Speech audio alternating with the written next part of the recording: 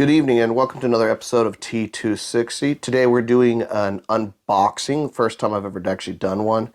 If you've been watching this channel for a while, one thing you'll know is I love vintage lanterns. That's all I use. I kind of grew up with white gas lanterns, these pump-up lanterns, and propane lanterns, and I prefer them way over LED lanterns. There's just something about having the warm glow of a natural lantern that outbeats any electric lantern, and I'm just such a fan of them. I just can't imagine having anything but those. And today I have a new lantern. This was given to me by actually my father. This is I had my birthday yesterday, June 5th. So depending when this gets released, that's when it was. It is a Coleman 290A. This model has been around since 1991. My newest lantern out of all my collection. This is a 60s model, and these both I think are from the 80s. So my newest lantern that I have is literally 40 years old.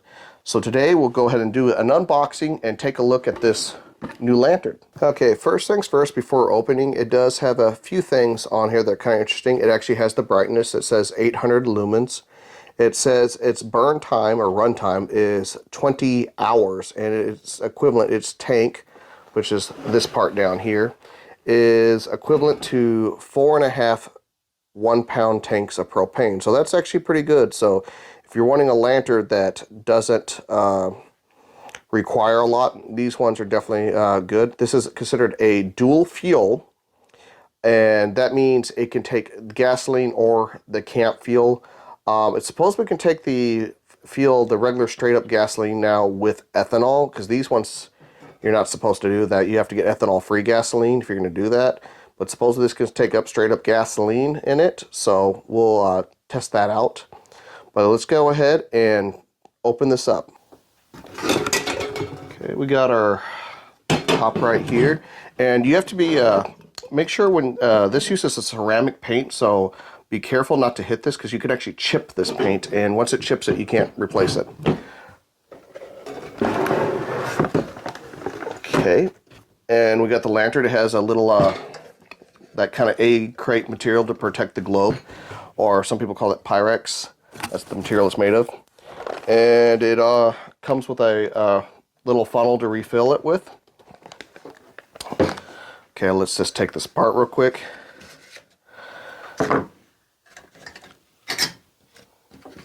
I've literally never owned a brand new one. All of mine have come from garage sales or somewhere else.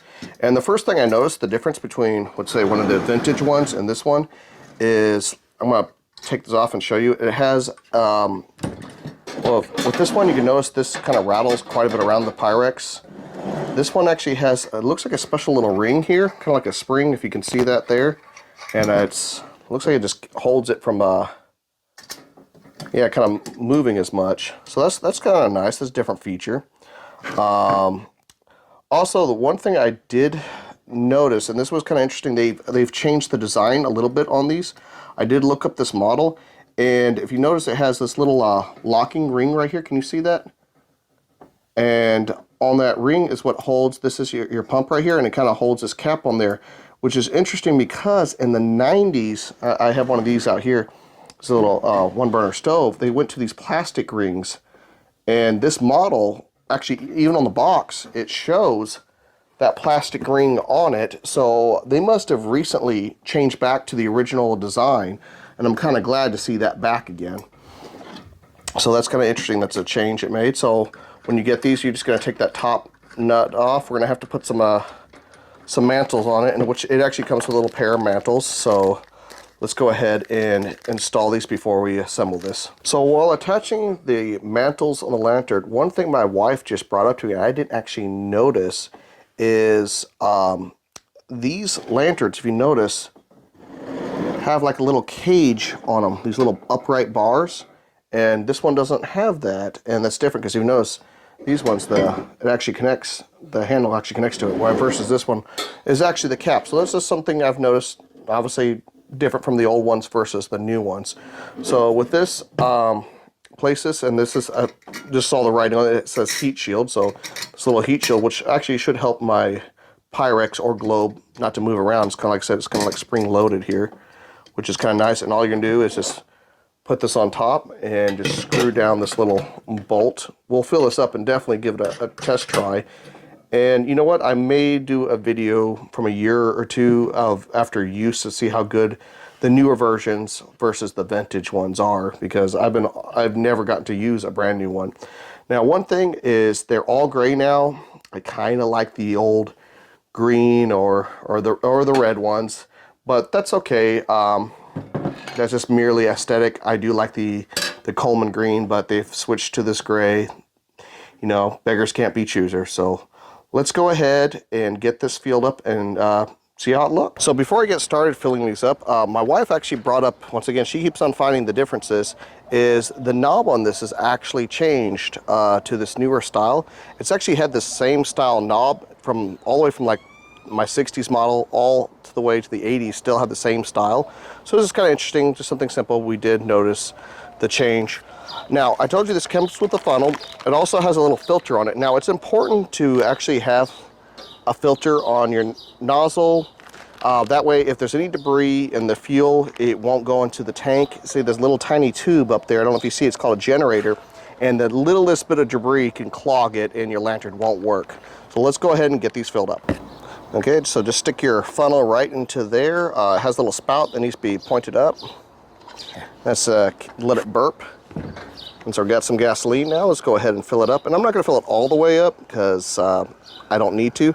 And if I'm not going to use it, I need to go ahead and detank it. So to get these started, if the seal actually has a little rubber ring, some actually have, if it's an older one like my other ones, they actually are made of leather, but actually has a little port here. If it's dried out, you can put a little bit of oil in there. I use like 3-in-1 oil, but there's probably some specialized oil that you can use, but 3-in-1 seems to work if the seal has dried out, even being brand new.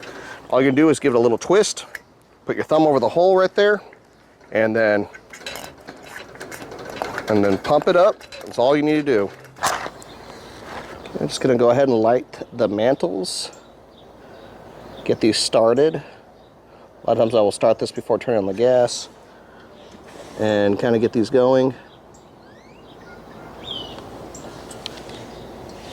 And get the little process started at first, but nothing's working for me today.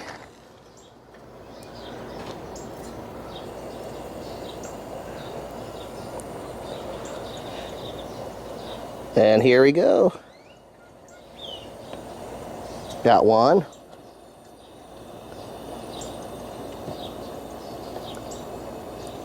And got two.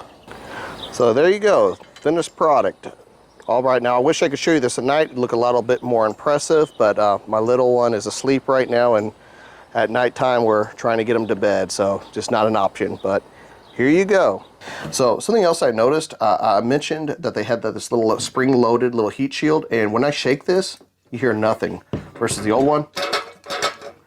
And that's nice because these globes are expensive, and by it rattling around, it does run a risk of it breaking. So that's actually kind of a nice feature on this new one. So overall, I'm pretty satisfied with this lantern, but only time's going to tell, you know, after a few years, how it's holding up. I mean, this one's 40, this one's 60 years old. Will this last as long? I sure do hope so. I love the vintage look. I'm glad they've kept with it. I've already ordered a case online. I would recommend that to keep it protected. It's hard to find for these vintage ones. It's hard to find cases, and if you do, sometimes people want an insane amount, $100 sometimes for them. So I would recommend ordering a case for your lantern if you get one of these. But if you love vintage lanterns or love the old-fashioned equipment, give a major thumbs up, please. This is Adam with T260, and have a wonderful camping day.